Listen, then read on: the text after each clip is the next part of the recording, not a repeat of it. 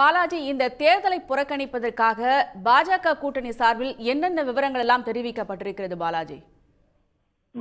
குறிப்பாக பாஜக கூட்டணியிலே கடந்த சில தினங்களாகவே இந்த கூட்டணி கட்சி தலைவர்களுடன் குறிப்பாக இந்த தேர்தலில் போட்டியிடலாமா வேண்டலாமா என்பது தொடர்பாக தொடர்ச்சியாக பாஜக தலைமை என்பது ஆலோசனை என்பது ஈடுபட்டது. அது மட்டுமல்லாமல் கடந்த சில தினங்களுக்கு முன்பாக பாஜக சார்பிலுமே பாஜக தேசிய பொதுச் செயலாளர் தருண் சுக் தலைமையிலுமே பாஜக அலுவலகத்தில் ஒரு மையக்குழு ஆலோசனையும் நடைபெற்றது. இந்த ஆலோசனை கூட்டத்திலுமே இந்த தேர்தலை எதிர்கொள்ளலாமா அல்லது தேர்தலை புறக்கணிக்கலாமா என்பது தொடர்பாக விரிவான ஆலோசனையும் அதே போல கூட்டணி கட்சி தலைவர்களுடைய அந்த கருத்துக்களும் தொடர்ச்சியாக கேட்கப்பட்ட சூழ்நிலையில் தற்பொழுது இந்த 2026 தேர்தலை மையப்படுத்திய தங்களுடைய அந்த அரசியல் செயல்பாடுகள் என்பது முழுமையாக இருக்க வேண்டும்.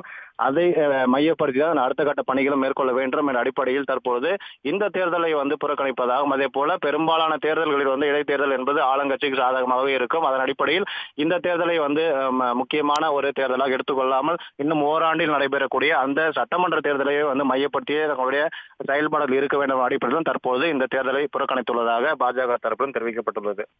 இணைப்பில் இருங்க பாலாஜி. இதற்கிடையே மூத்த பத்திரிகையாளர் திரு துரை கருணா அவர்கள் நம்முடைய தொலைபேசி வாயிலாக இணைந்திருக்கிறார். சார் வணக்கம் சார். ஏற்கனவே அதிமுகவும் தேமுதிகவும் ஈரோடு இடைத்தேர்தலை புறக்கணித்திருக்கக்கூடிய நிலையில தற்போது தேசிய ஜனநாயக கூட்டணியும் இடைத்தேர்தலை புறக்கணிச்சிருக்காங்க. உங்களுடைய கருத்து சார்? பொதுவாக கடந்த 90களுக்கு பிறகு இடைத்தேர்தல் வெற்றி என்பதை ஆட்சி கட்சி தன்னுடைய கௌரவ பிரச்சனையாக கருதி அந்த தேர்தலில் வெற்றி பெறுவது ஒன்றே இலக்கு என்கிற நோக்கத்தில் ஆட்சி அதிகாரம் ரதகஜ துரக பதாது என்று அனைவரையும் களத்தில் இறக்கி வெற்றியை ஈட்டி விடுகிறார்கள். இது கடந்த பல ஆண்டுகளாக தொடர்ந்து நடைபெறுகிறது. இதுல பிரதான எதிர்கட்சி உட்பட பல கட்சிகள் போராடி பார்த்து இனி இந்த இடைத்தேர்தல்களில் வெற்றி பெற முடியாது என்கிற மனநிலைக்கு வந்து விட்டார்கள்.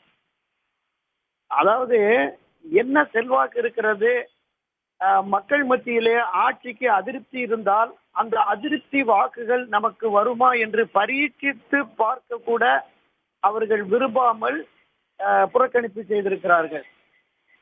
இது ஜனநாயக ரீதியில் ஒரு சரியான அணுகுமுறை இல்லை என்பதுதான் என்னுடைய பார்வை.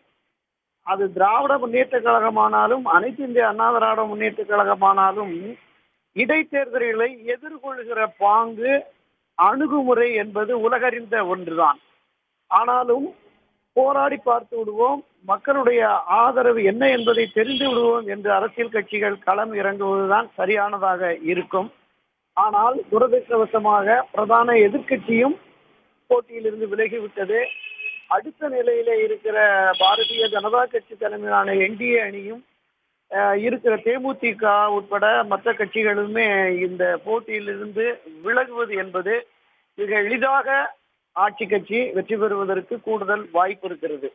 இவர்கள் களத்திலே நின்றிருந்தாலும் கூட திமுக தன்னுடைய வெற்றியை நிச்சயமாக உறுதிப்படுத்திவிடும். ஏனென்றால் கடந்த 2 முறையும் பொது தேர்தல் ஆனாலும் சரி இடைத்தேர்தல் ஆனாலும் சரி அவர்கள் காங்கிரஸ் கட்சியினுடைய வெற்றிக்காக பாடுபட்டார்கள். இந்த முறை உதயசூரியனை களத்தில் இறக்கி இருக்கிறார்கள். எனவே இன்னும் பல மடங்கு உத்வேகத்தோடு களப்பணியாற்றி மிக அதிகபட்ச வாக்குகளை பெற்று அவர்கள் வெற்றி பெறுவதற்கு கூடுதல் வாய்ப்பு இருக்கிறது என்பதால் தான் மற்ற கட்சிகள் இந்த போட்டியிலிருந்து விலகி செல்கிறது என்பதுதான் என்னோட பார்வை.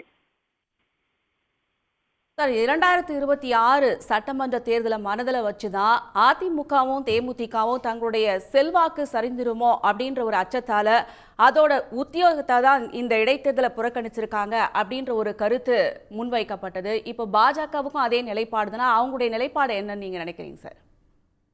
நிச்சயமாக கடந்த பொது தேர்தலில் தமிழ் மாநில காங்கிரசுக்கு அதிமுக கூட்டணியில் ஒதுக்கப்பட்டது. அதுல போட்டியிட்ட தமிழ் மாநில காங்கிரஸ் வேட்பாளர் யுவராஜா கிட்டத்தட்ட வெறும் 9,000 வாக்குகள் வித்தியாசத்துல தான் தோல்வியை தழுவினார்.